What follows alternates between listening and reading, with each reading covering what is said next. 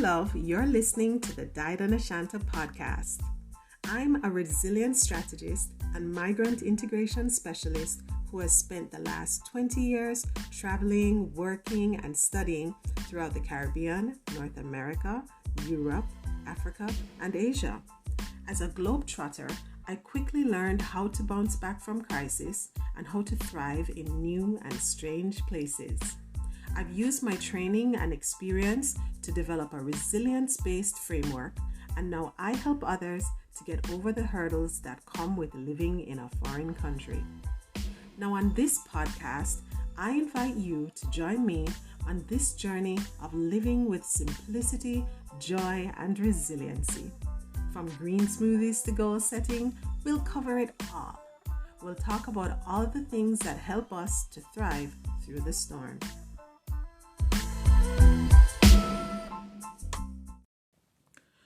Welcome to the Died on a Shanta podcast, and today our topic is take out the trash. That's right, we're talking about release. We're talking about decluttering, getting rid of the dead weight that's in your life. And when we're talking about the trash, I'm going to give you an image, and that would be of tattered things. So this could be like physical things that are worn down and torn down, or it could be tattered relationships. It could be tattered promises.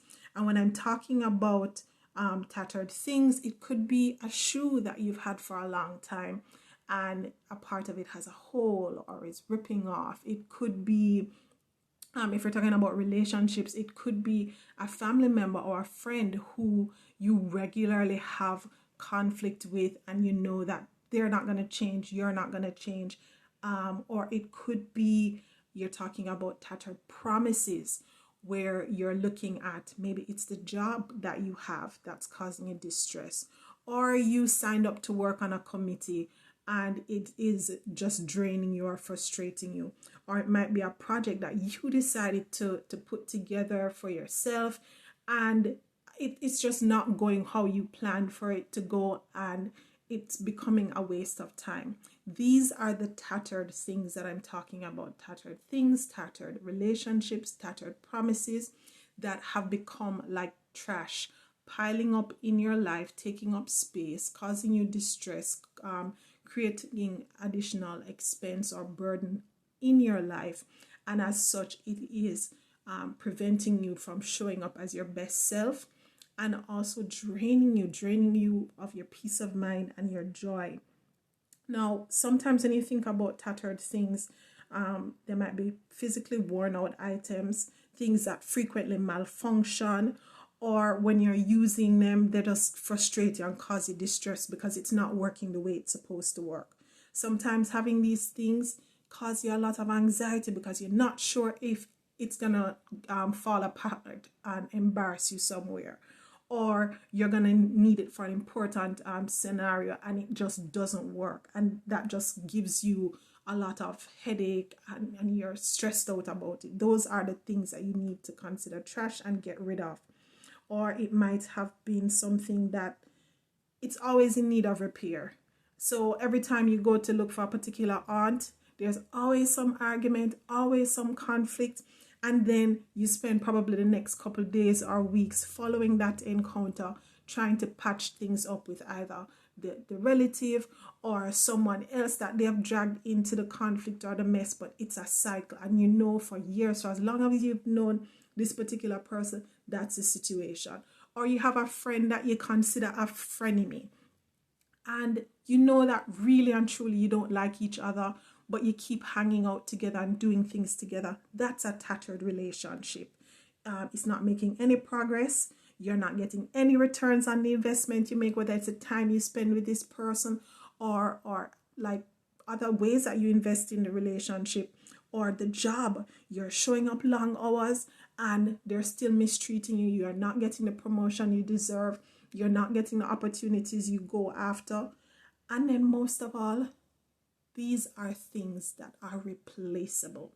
So when you look at things that are stressing you out in your life, whether it's a thing, a relationship, or some commitment, some promise you have made to follow through on a certain project or job committed, something you've promised to do, and you find that it's causing you distress, it's not making any progress or getting you ahead in life, and it's replaceable. It's not the only one. You can probably get another job. You can probably decide to go and spend time with a different aunt, or find a new friend to go out for whatever fun thing you want to do, or simply get a new pair of shoes, right? If these things are replaceable and all you're doing in your life is taking up space, using up your mental energy, because you're always having to be planning ahead and thinking of potential problems that can come up, and prepping yourself, using up your emotional energy. And sometimes these things, people, or commitments that you have create extra debt, because you're always paying to cover a bill. You go out with this friend and they order too many things, and you end up spending more than you plan to spend because you have to split the bill. Or sometimes it causes you to reduce how much you're able to save each month, because something fell off again. It might be a vehicle, something fell off the vehicle, or this thing broke down and you have to replace this, and it's costing you. These are all things that are equal to trash, and you need to let it go. So once you have identified the tattered things, relationships, or promises in your life, it's time to think of how you're going to let it go. Now, one easy way to let go of these things, relationships, or commitments, is simply to replace it. Find a new shoe, get a new job, transfer to a different department, just replace it. It could be, if it's a friend, you just decide this friendship is not working out, and you decide to have a new gym partner or a new study buddy, whatever the case might be. Replace it. Sometimes if it's specific to a commitment, a promise that you've made, or even some relationships, if you aren't able to end the connection that you have with the item or the thing or the organization, you may need to change the way you relate to it, because the reality is we can't drop everyone or everything. And so sometimes what you are going to have to do is to change the way you relate to them. So maybe instead of going to the same cantankerous aunt's house, you go to your uncle's house for the holidays. Or instead of hanging out with this friend every Friday night who drinks too much and gives you a high bill, you decide to go and spend time with your sister instead. Or, you start to rearrange and say, okay, I'm not going to hang out with this person in the way I used to before, or I'm going to give my time, my affections to another person, or it could be organization. You decide to volunteer with a different group. You are going to change the way you show up in those situations. The next thing you might want to think of, especially when it comes to things like commitments that you sign up for. Sometimes it's a course that you sign up for and you realize it wasn't what you thought it was supposed to be, and you're not getting the return on all the time and energy and money you're spending on it. Quit. Just quit. A lot of times we feel convicted that once you start something, you must finish it. And that's really not true. Sometimes we are pushing ourselves through to finish a project, finish a program, finish something, some promise you made to yourself. Even when there's no fulfillment, it's causing you distress, it's draining you. And at the end of the day, you collect the paper, you put it down, you take the picture, you put it down, and you never touch it again. All it becomes is a bad memory and a source of pain and distress to you. These are things that drain you, and for these things, you need to get rid of them. If you can't replace them, if you can't quit them, change how you interact with them. When you make those kinds of decisions, it's going to give you peace of mind. It's going to allow you to show up authentically, because you no longer need to show up to a job that you hate and smile and pretend and be fake, giving the impression that you love it when you don't. Or you know that this particular neighbor who is always probably, let's say this neighbor likes to gossip, and you know you don't like to gossip. And instead of you allowing that person to spend half an hour telling you things you don't want to hear, you be authentic and let the person know, I'm not available to hang around and talk today. I'm busy. I need to go take care of something. You change the way you interact with them, and that will allow you to be authentic. And then when it is you do show up for things that bring you joy, bring you progress and fulfillment, you show up fully present. You're making progress on your goals. You feel satisfied with all the efforts that you're putting into something.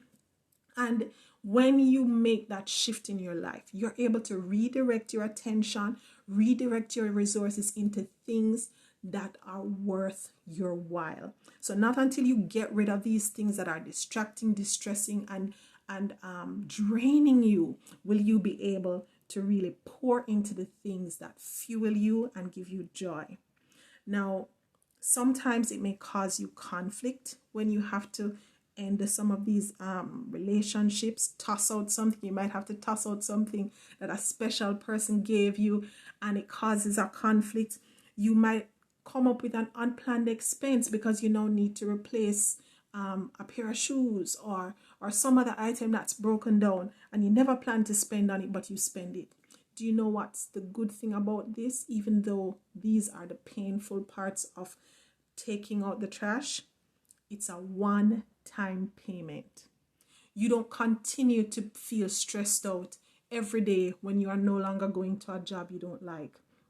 You no longer are paying a tuition for a program of study that you no longer enjoy. These are one-time payments when you quit, when you end something, when you change the way you interact with something, when you replace something. It's only a one-time payment. It might come with some pain. It might come with even tears. It might come with actual financial expense, a charge to you, but it's a one-time payment and it's worth it.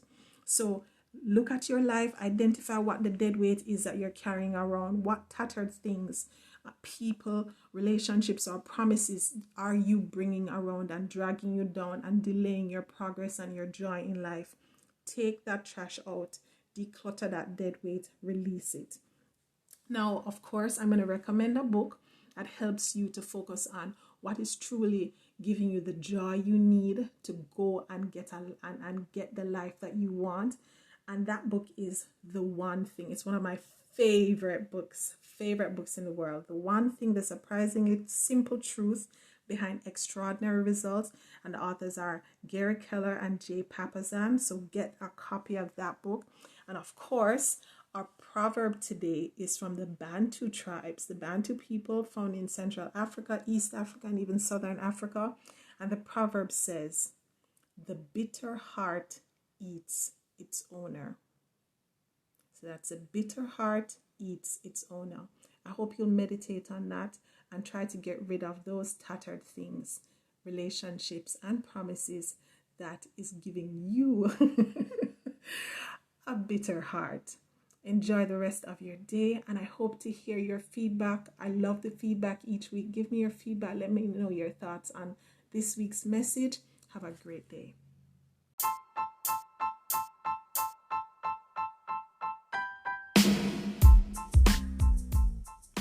Thanks so much for listening, love. If you enjoyed this episode, head over to diedandashanta.com. I'd love to hear your thoughts on today's message. Be sure to drop your email address so I can send you some helpful resources, updates, and the occasional music video that I may have on repeat. Make sure you subscribe and spread the love with someone you care about.